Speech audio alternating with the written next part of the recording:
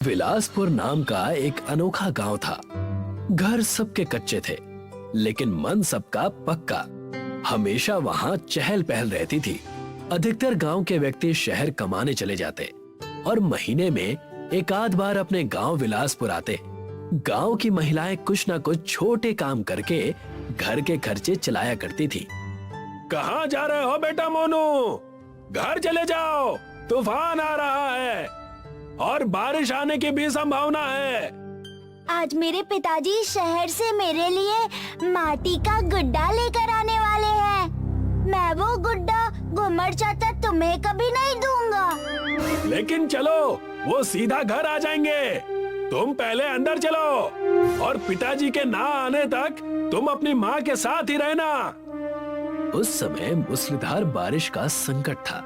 पूरे गांव के लोग अपने अपने घरों में जाकर बारिश आकर चले जाने का इंतजार कर रहे थे। माँ, पापा कब तक आएंगे? मैं कब से उनका इंतजार कर रहा हूँ। आ जाएंगे बेटा, बस तुम शांत हो जाओ और देखना, वो तुम्हारे लिए बहुत सारे गिफ्ट लेकर आएंगे। कुछ ही देर में बहुत जोरों से बारिश होनी शुरू हो जाती है। गांव पूरा डूबने वाला होता है। तब वही मोनू के पिताजी वहां आ जाते हैं। भाग्यवान, हमें यहाँ से जल्दी ही निकलना होगा, वरना हम यहीं फंस जाएंगे।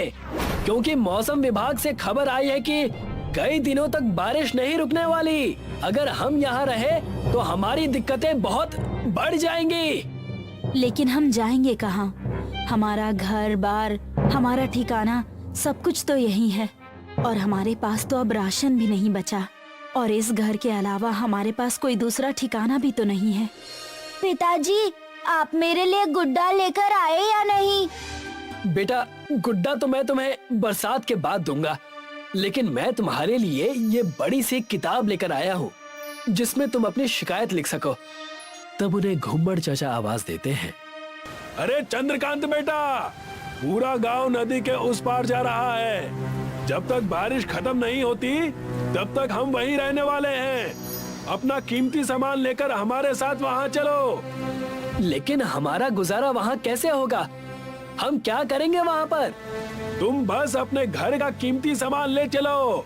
कुछ राशन हो तो वो भी ले लो और वहाँ पर हमारे साथ चलो। इसी में सबकी जानें बचेंगी।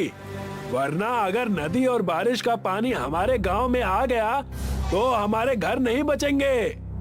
चंद्रकांत अपने परिवार और कीमती सामान लेकर जा ही रहा था कि मोनू ने अपने साथ किताब भी ले ली। बेटा, तुम अपनी किताब मुझे दे दो, वरना तुम्हारी किताब पानी में भीग जाएगी। ठीक है माँ। सारे गांव वाले नदी के उस पार जाकर मिलते हैं और सारे ही जिसके पास जो हो सकता था वो लेकर नदी के पार चला गया। किसी ने बासी खाना लिया तो किसी ने अपने कपड़े और जेवरात। नदी के तट पर गांव वाले बारिश रुकने का इंतजार कर रहे थे। पूरे एक दिन उस तट पर बिताने के बाद ना राशन बचा, ना ठिकाना। पानी भी समय के साथ साथ बढ़ता जा रहा था। अगर ऐसे ही बारिश होते रही तो हम में से कोई नहीं बचेगा। हमें स्वयं इंद्रदेव से प्रार्थना करनी होगी, तब जाकर कुछ उपाय निकलेगा।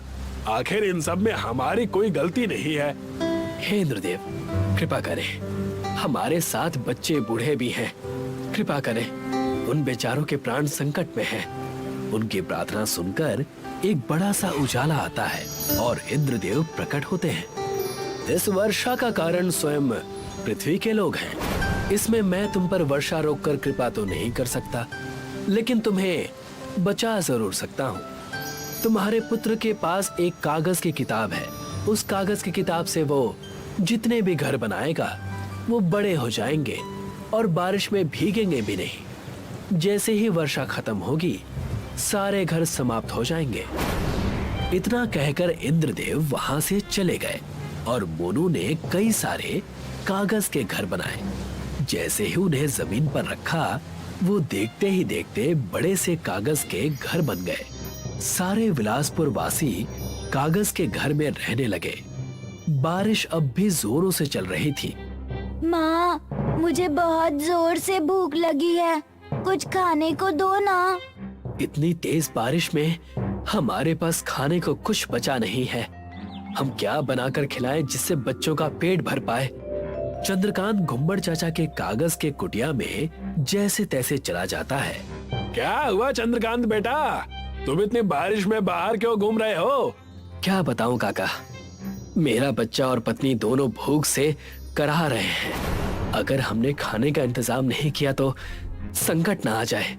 जैसे तैसे अब जाकर बारिश हमारे घरों में नहीं आ रही है, वरना हमारा असली घर भी पानी में डूब चुका है। मेरे गांव वाले घर में कुछ चावल और मसाला है, अगर वहां जैसे तैसे पहुंच जाएं, तो कुछ दिनों के खाने का इंतजाम हो जाएगा। मेरे घर पर भी मेरा शहर से लाया हुआ बैग है, अगर हम वहां चलकर अपने लिए कुछ व्यवस्था कर सकते हैं तो बहुत भला होगा। कड़कड़ाती बिजली और बारिश में अपनी जान की बाजी लगाकर दोनों अपने बाढ़ में डूबे गांव विलासपुर पहुंचते हैं। वहां जाकर उन्हें पता चलता है कि उनके गले तक पानी भर गया है। यहाँ तो पूरे गले तक पानी भरा हुआ है। कहीं हमारे घर का बचा खुचा राशन भीग गया होगा तो हम क्या करेंगे? हमारा यहाँ से लौट जाना ही ठीक है। नहीं, मैंने अपना राशन घर के ऊपर स्टील की टंकी में रखा हुआ है। अगर हम मेरे घर से वो टंकी ले चलें, तो हमारा काम बन जाएगा। रुकिए, मैं जाकर ले आता हूँ, आप यहीं ठहरिए। चंद्रकांत घुम्मड़ चाचा के घर जाकर, जो घर पानी से आधा भरा हुआ था, वहां से राशन की टंकी ले लेता है। घुम्मड़ चाचा और चंद्रकांत सारा राशन लेकर कागज के गांव पहुंचते हैं। उनके हाथ में राशन देखकर पूरे गांव वाले बेहद खुश हो जाते हैं। इस चावल से हम खिचड़ी बनाकर खा सकते हैं। इससे हम कुछ दिन और यहाँ अच्छे से बिता लेंगे और सबका पेट भी भर जाएगा। पूरे 2 दिन बीतने के बाद बारिश हल्की कम हो जाती है। लगता है बारिश बंद होने वाली है। अगर ऐसा होगा तो हमारा विलासपुर गांव, वहां जाकर हम रहने लगेंगे। कुछ ही समय में बारिश बंद हो जाती है। सारे बेहद खुश हो जाते हैं। बारिश के बंद होते ही कागज का गांव इंद्रदेव के कहे अनुसार गायब हो जाता है। सारे अपने गांव विलासपुर पहुंचकर पानी कम होने का इंतजार करने लगते हैं। अरे देखो, कच्चे घर इतने भीगने के बाद भी नहीं डूबे। ये जरूर इंद्रदेव की महिमा है। ये अब मैं अपने असली घर में रहूंगा। हाँ बेटा, तुम अब यहाँ पर रहोगे।